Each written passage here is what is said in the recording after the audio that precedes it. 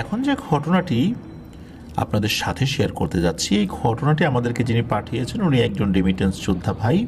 ওনার নাম সুলতান আহমেদ খান। উনি বর্তমানে সৌদি আরবে অবস্থান করছেন। ওনার বাড়ি ঢাকার কেরানীগঞ্জের রোহিতপুর ইউনিয়নের পুরাতন সোনাকান্দা বড় বাড়িতে।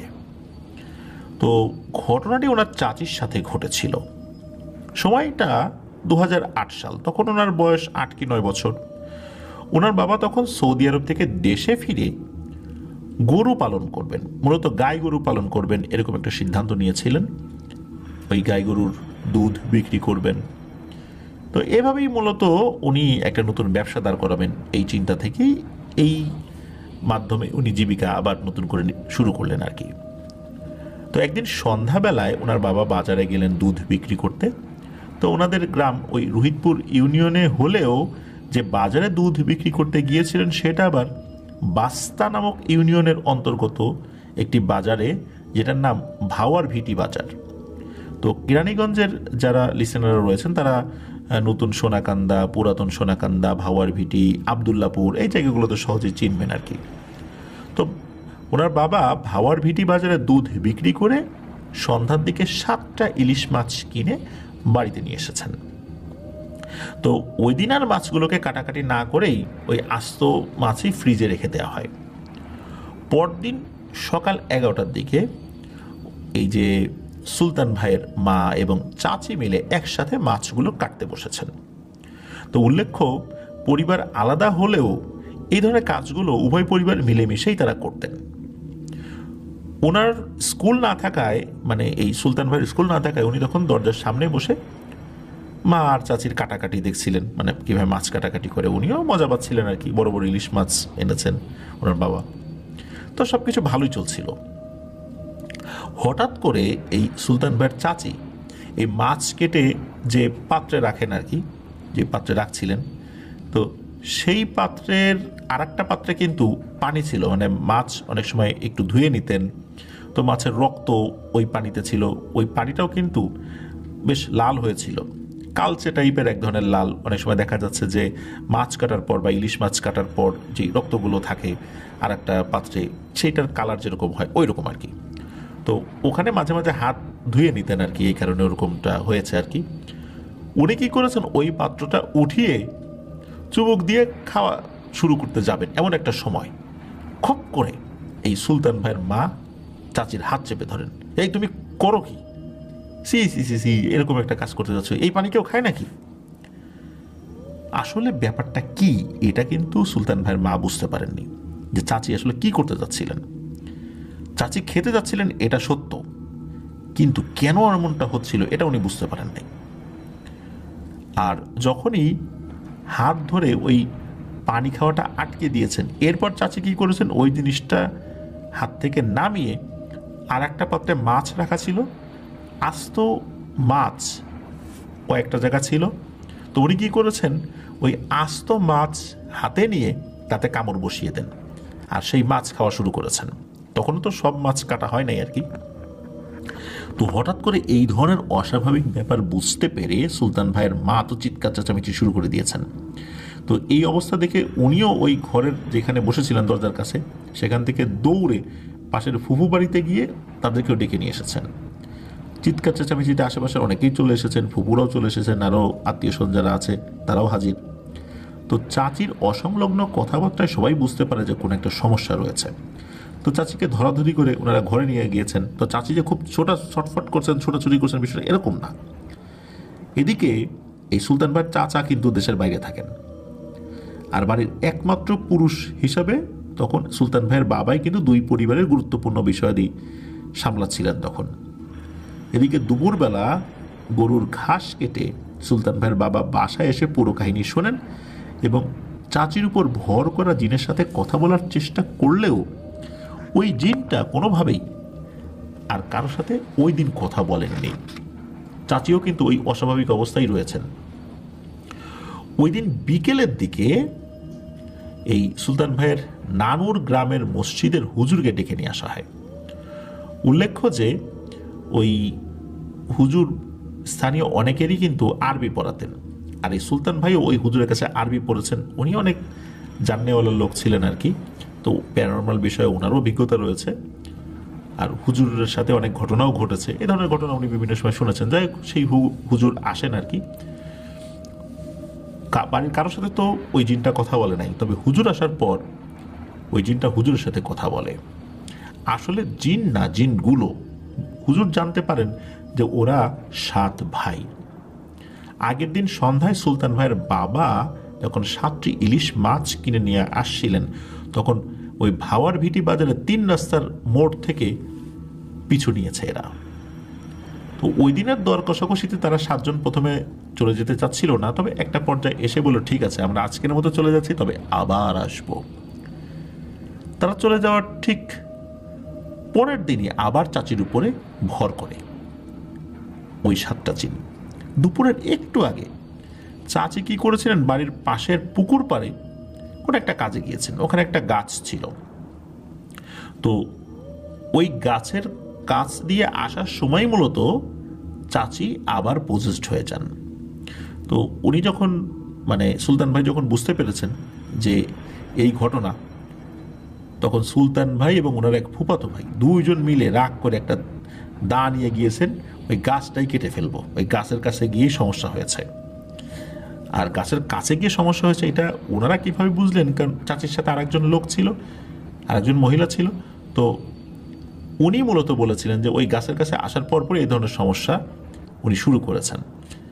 এই সুলতান ভাই কি করেছেন, দা নিয়ে ওই গাছে দিয়েছেন এক কোপ। তো প্রথমবার কোপ দিয়েছেন ঠিক আছে, কিন্তু দ্বিতীয়বার যখন কোপ দিয়েছেন তখন মনে হয়েছে এই কোপটা ঘুরে এসে ওনার পায়ে লেগেছে। পায়ে কোথায় লেগেছে? গোড়ালি থেকে একটু উপরে, হাঁটু থেকে একটু নিচে, এই মাছ বরাবর এসে ওই দায়ের কোপটা লাগে। এদিকে এত জোরে কোপ যে ঘুরে এসে লেগেছে ওনার কিন্তু খেয়াল নাই, একদম হাড়ের উপরে গিয়ে ঠেকেছে সেই কোপ। উত্তেজনায় তো ওনার কিছু হুঁশ নাই। হঠাৎ করে ওনার ফুফাতো ভাই পাশ থেকে চিৎকার দিয়ে ওঠে, ভাই রক্ত রক্ত। ততক্ষণে কিন্তু উনি আবার ওই গাছের উপর তৃতীয় কোপটা বসিয়ে দিয়েছেন। নিজের পা থেকে যখনই উনি দেখেছেন এইভাবে রক্ত পড়ছে, তখন উনি এই ব্যথাটা অনুভব করেন, এখানে কি পরিমাণ আঘাতটা লেগেছিল দায়ের। কিন্তু ঘুরে এসে দা এভাবে ওনার পায়ে লাগবে এটা কিন্তু অকল্পনীয় ছিল। যাই হোক, দ্রুত ওনাকে ঘরে নিয়ে আসা হয়। পরিবারের সবাই বেশ অনেক কষ্টেই রক্তটা থামাতে সক্ষম হন আল্লাহর রহমতে। এখন সবাই বলেন যে এই যে কাজটা হলো, এখন কি পরিণতি হবে, কারণ ওই গাছেও ওই দুষ্টু জিনেরা আস্তানা গেড়েছিল। এখন কোনো সমস্যা হয় কিনা। ওই দিন আবারও সেই হুজুরকে ডেকে আনা হলো। চাচি তো আবারও পজেসড। আবার গাছ কাটার কাহিনী শুনে হুজুর তখন এই যে সুলতান ভাইকেও রুকিয়া শুরু করে দিলেন। ওই জিনগুলোকেও ওই দিনের মতো তাড়াতে উনি সক্ষম হয়েছিলেন। তবে হুজুর বললেন যে এই জিনগুলো আবার আসবে, তবে তুমি ছোট, তো তোমাকে আল্লাহর রহমতে এবারের মতো সেভ করা গেছে, তবে 7 দিনের মধ্যে এই জিনগুলোর একটা ব্যবস্থা করব। তো এইভাবেই কিন্তু প্রবলেম চলছিল। তারপরে চাচির সাথেও বিভিন্ন প্রবলেম তো আছেই। উনি কিন্তু পজেসড একবার হলে সারাদিন ওরকমই থাকতেন, এসে ওই জিনগুলো এসে যে বিশাল ঝামেলা পাকাবে এরকম কিছু না। পজেসড হওয়ার পর চাচি চুপচাপ বসে থাকতেন। তো এইভাবে চলছিল।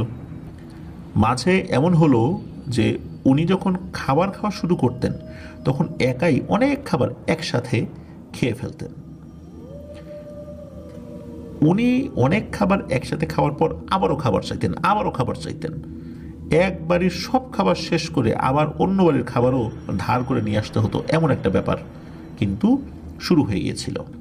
তো এই ধরনের সমস্যা যখন প্রকট আকার ধারণ করে, এদিকে কিন্তু 7 দিন পার হয় নাই, 7 দিন হয় ভাব। তার কয়েকদিন আগে ওই হুজুর আবার ওনাদের বাড়িতে আসেন, 7টা পেরেক এবং পাটের রশি এনে ওনার পদ্ধতিতে ওই বাড়িটা বন্ধ করে দেন। আর হুজুর বলেন যে 7ম দিন এসে বাকি কাজটা করব। তো হুজুর 7ম দিন আসেন, একটা কাচের বোতল সাথে নিয়ে আসেন, রিচুয়ালের মাধ্যমে হাজির করলেন সেই 7 ভাইকে। উল্লেখ্য যে বাড়ি বন্ধ করার পর ওই 7টা জিন চাচির উপর ভর করতে না পারলেও দূর থেকে প্রভাব ফেলতে পারত, যার কারণে চাচি বিভিন্ন ধরনের উল্টোপাল্টা আচরণ করতেন। তো সেদিন হুজুর তার রিচুয়ালের মাধ্যমে একে একে বোতলে ভরেন 7 ভাইকে। তারপর টেপ দিয়ে খুব ভালো করে বোতলের মুখ আটকে ওনাদের বাসা থেকে 150 মিটারের মতো দূরে উত্তর পশ্চিম দিকে একটা ক্ষেতের কোনায় শেওড়া গাছ ছিল। এই শেওড়া গাছের নিচে আবার অনেক বছর আগে বিভিন্ন মানুষের কবর দেওয়া হয়েছিল। বিভিন্ন মানুষ বলতে খুব বেশি না, কয়েকটা কবর আর কি।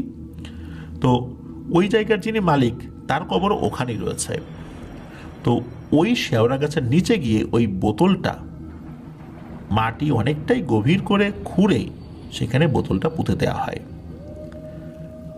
এখানে একটা অদ্ভুত ব্যাপার হচ্ছে যে কয়েকবার জিনগুলো হাজির হয়েছিল তারা এমন কোনো দাবি করেনি যে আমাদেরকে এটা দিলে চলে যাব, ওটা দিলে চলে যাব, এটা দিতে হবে, ওটা দিতে হবে, ইত্যাদি ইত্যাদি, এমন কোনো কিছু কিন্তু তারা দাবি করেনি। তাদের একটাই কথা ছিল, তারা যাবে না। মূলত বাধ্য হয়েই হুজুর তাদেরকে বোতলবন্দি করতে চেয়েছিলেন এবং সেটা করেছিলেন আল্লাহর রহমতে। তো এই যে শেওড়া গাছ এবং পুরাতন কবরের কথা যেটা আমরা বললাম, এটা কিন্তু ভৌতিক কোনো জায়গা ছিল না। এমনিতেই কবর দেওয়ার পর ওখানে একটা গাছ হয়েছিল, আশেপাশে ঝোপঝাড় হয়েছিল, আর দিনের বেলাতে ওইটার পাশে কিছু জায়গা ছিল, সেখানে কিন্তু এই সুলতান ভাইয়েরা খেলাধুলা করতেন।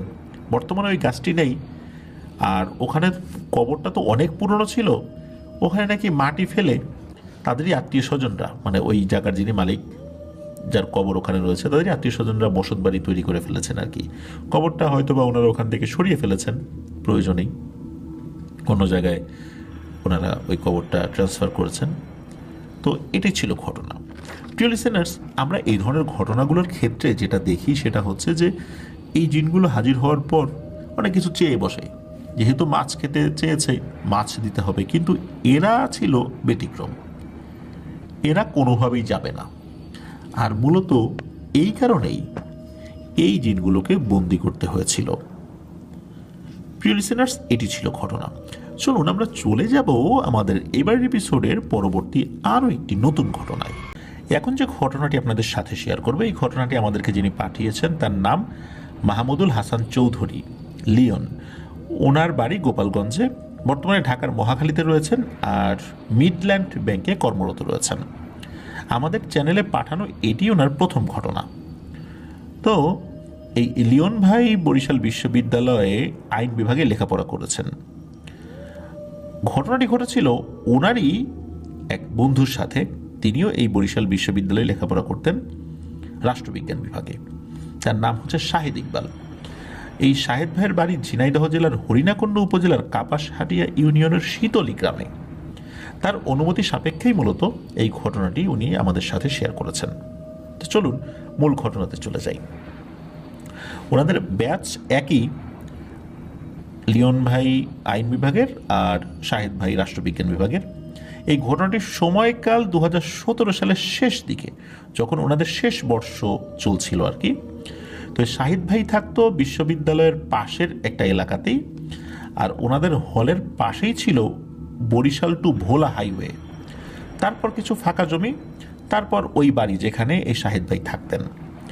হল থেকে হাঁটা পথ 5 থেকে 7 মিনিটের দূরত্ব হবে আর কি ওই বাড়িটা। বাড়িটার আশেপাশে অনেক গাছপালা ঘেরা। মূলত এই এলাকায় অনেক গাছপালা ঘেরা রয়েছে। সন্ধ্যার পরপরই অনেকটা গম্ভীর হয়ে যায় এলাকাটা। তো ওই বাড়ির 3 তলা, মানে বাড়িটাও মোট 3 তলা আর কি। তো ওই পুরো 3 তলাতেই বা ওই বাড়িতে অনেক স্টুডেন্টরাই থাকতেন যারা ওই বরিশাল বিশ্ববিদ্যালয়ের স্টুডেন্ট আর কি। মানে পুরো বিল্ডিংটাতেই বিশ্ববিদ্যালয়ের স্টুডেন্টরা থাকতেন। আর এই যে শাহেদ ভাইয়ের যেই ফ্ল্যাটটা, ওই রুমে এই শাহেদ ভাই, ওনার এক বন্ধু আর এক বড় ভাই থাকতেন ইউনিভার্সিটির, মানে মোট 3 জন থাকতেন আর কি। তো রুমে রাতের বেলা পড়াশোনা করার সময় বেশিরভাগ সময় রুমের যে মেইন লাইটটা এটা অফ করে যার যার টেবিল ল্যাম্প জ্বালিয়ে ওনার লেখাপড়া করতেন। তো তেমনি একদিন সন্ধ্যার দিকে এই শাহেদ ভাই খাটে শুয়ে শুয়ে লেখাপড়া করছিলেন। তখন আর টেবিলে ছিলেন না আর কি, খাটে শুয়ে শুয়ে পড়ছিলেন। হঠাৎ করে ওনার পায়ে হাত দিয়ে কে যেন একটা টোকা দিল।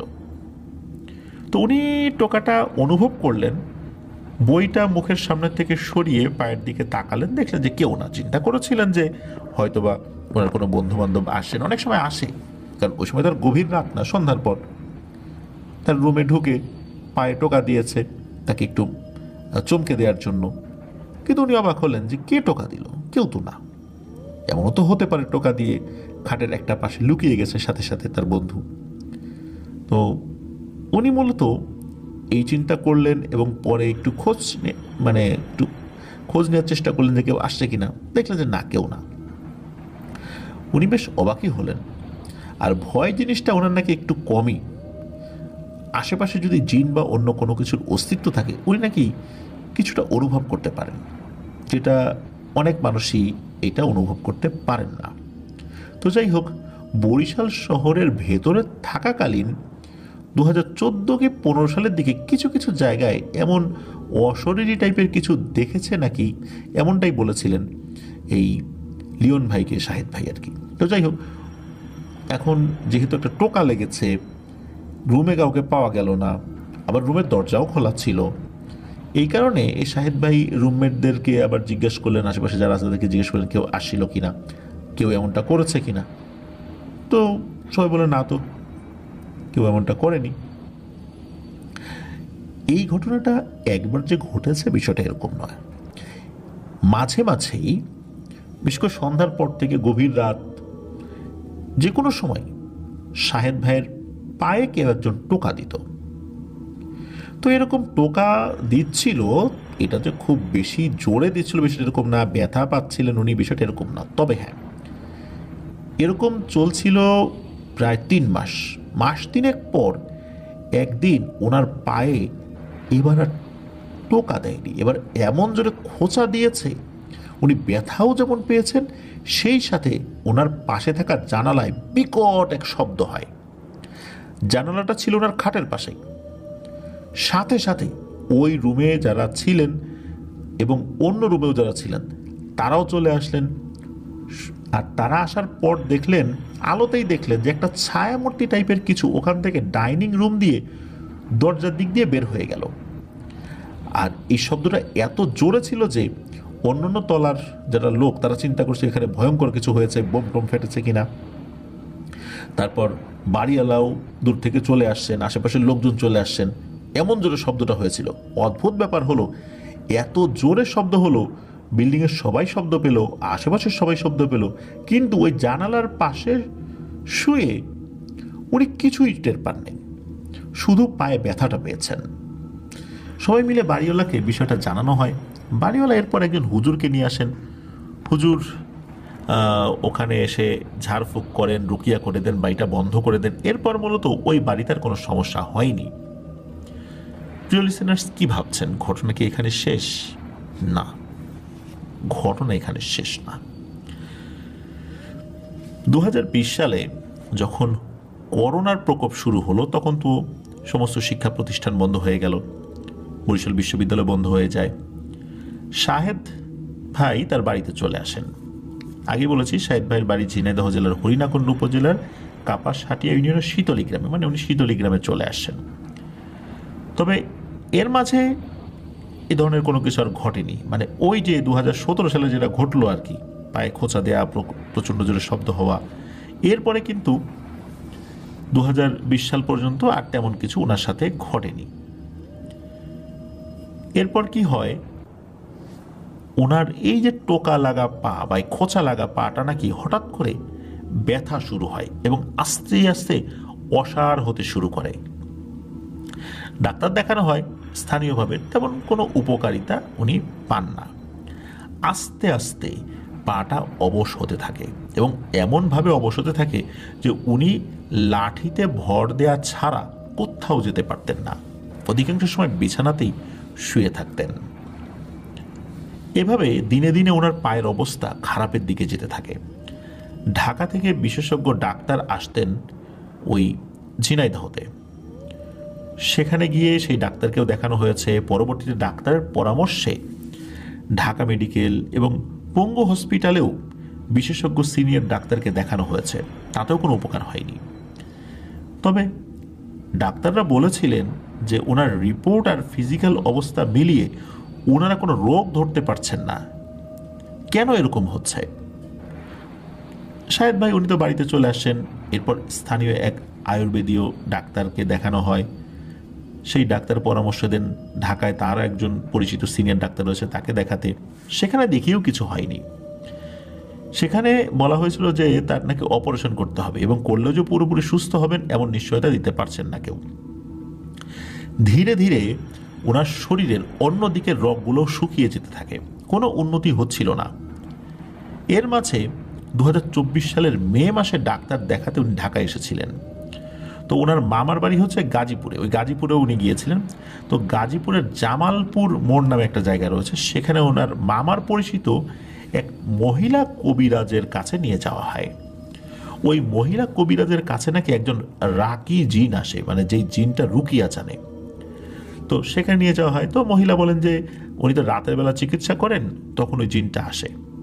তো নির্দিষ্ট সময় উনি চিকিৎসা শুরু করবেন। তো কথা মতো ওই মহিলার কাছে ওই সময় আবার নিয়ে যাওয়া হয়।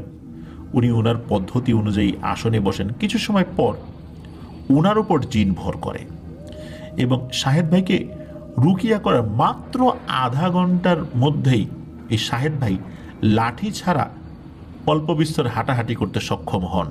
সবাই তো অবাক হয়ে যায়, এটা কিভাবে সম্ভব হলো। রুকিয়া করার সময় শুধু তেল, পানি এবং মাটি ব্যবহার করেছিলেন তিনি। তো এরপর উনি বলে দেন যে টানা 1 সপ্তাহ প্রতিদিন ওনাকে রুকিয়া করতে হবে, এরপর আল্লাহর রহমতে ইনশাল্লাহ উনি ঠিক হয়ে যাবেন। তো ওই দিনই প্রথমবারের মতো শাহেদ ভাই জানতে পারেন যে কিভাবে উনি এই সমস্যায় আক্রান্ত হয়েছিলেন। তো ওই মহিলার উপর ভর করা ওই রাকি জিন জানান যে বিশ্ববিদ্যালয়ে থাকাকালীন কোনো একদিন ভোরবেলা এই শাহেদ ভাই এবং তার কয়েকজন বন্ধুরা ওনার ফজরের নামাজের পরে নদীর পাড়ে হাঁটতে গিয়েছিলেন। মূলত ওই সময় ওই জিনটা ভর করেছে, তবে ওই জিনটা কেন ভর করেছে এই বিষয়ে জানা যায় না। তো বিশ্ববিদ্যালয়ে ওই সমস্যা খুব একটা না হলেও পরবর্তীতে এই সমস্যাটা প্রকট আকার ধারণ করে। মূলত ওই যে যেদিন খোঁচা দিয়েছিল ওই খোঁচার পরপরই মূলত শরীরের মধ্যে একটা বিষ ঢুকিয়ে দেয় ওই জিনটা। এর অনেক দিন পর মূলত ওই বিষটা কাজ করতে শুরু করে। তো ওই জিনটা মানে রাকি জিনটা বলেছিল যে এক শ্রেণীর জিন আছে যারা মানুষকে কষ্ট দিয়ে আনন্দ পায় নির্দিষ্ট কোনো কারণ ছাড়াই, যে তাদেরকে ক্ষতি করেছে এই জন্য পিছু নিয়েছে, বিষয়টা এরকম না। তো ওই জিনটা ওই ধরনের একটা জিন। তবে ওই রাকি জিন জানায় যে রাকি জিন যখন উপস্থিত হয় তখন নাকি দূরে ওই জিনটি ছিল, ওই রাকি জিনকে দেখেই ওই জিনটা পালিয়ে গেছে। তো যার ফলশ্রুতিতে ওই জিনটাকে ওইভাবে ধরে আনতে উনি পারেন নাই, ওই জিনটা আর কি। ওই মহিলাটা দ্বিতীয় দিন বলে দেন যে কিভাবে উনি চিকিৎসা করবেন।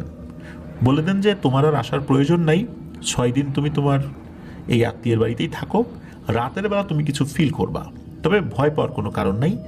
এই জিনটা নিজেই গিয়ে তোমার উপর রুকিয়া চালাবে, কোনো ভয় পেও না, তুমি ওইভাবে কিছু বুঝতে পারবে না, যদি কিছু বুঝতে পারো চুপচাপ শুয়ে থাকবা, আর কিছু করতে হবে না, তোমার কোনো ক্ষতি হবে না ইনশাল্লাহ। তো এভাবে 7 দিন তার উপর রুকিয়া করা হয়। এই শাহেদ ভাই উনি রাতের বেলা টের পেয়েছিলেন কোনো কিছু একটা জিনিস তার পায়ের উপর আলতো করে টাচ করছে, মনে হচ্ছে ঝাড়ফুঁক করছে, এরকমটা আর কি। রুকিয়া শেষে শাহেদ ভাই আলহামদুলিল্লাহ পুরোপুরি সুস্থ হয়ে যান এবং এর শাহেদ ভাই এখন কিন্তু একদম স্বাভাবিকভাবেই সুস্থ মানুষের মতো হাঁটতে পারছেন। শাহেদ ভাইয়ের সাথে কিন্তু আর পরবর্তীতে কিছু হয়নি। এটা কিন্তু 2024 সালের কথা বলছি, যখন শাহেদ ভাই আল্লাহর রহমতে পুরোপুরি সুস্থ হয়ে যান। দীর্ঘ অনেকটা সময় উনি কিন্তু এই সমস্যা ফেস করেছেন। দীর্ঘ অনেকটা সময় এভাবে অনেক কষ্ট করে একটা ইয়াং মানুষ উনি কষ্ট করে দিনানিপাত করেছেন। তবে এখানে একটা ব্যাপার রয়েছে, সেটা হচ্ছে শাহেদ ভাইয়ের আপন বড় ভাই উনি নাকি জিন ঘটিত কারণে পুরোপুরি প্যারালাইজড হয়ে গিয়েছিলেন। স্থানীয় কবিরাজের চিকিৎসায় উনি ভালো হয়েছিলেন, কিন্তু শাহেদ ভাই যখন এই সমস্যায় আক্রান্ত হয়েছিলেন তখন ওই কবিরাজ মারা গিয়েছিলেন, যার কারণে তার কাছে আর যেতে পারেন নাই। তো এটি ছিল ঘটনা।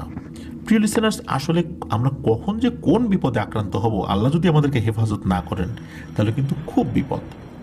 তা না হলে কিন্তু এই ধরনের হঠাৎ বিপদ থেকে আমরা রক্ষা পাবো না।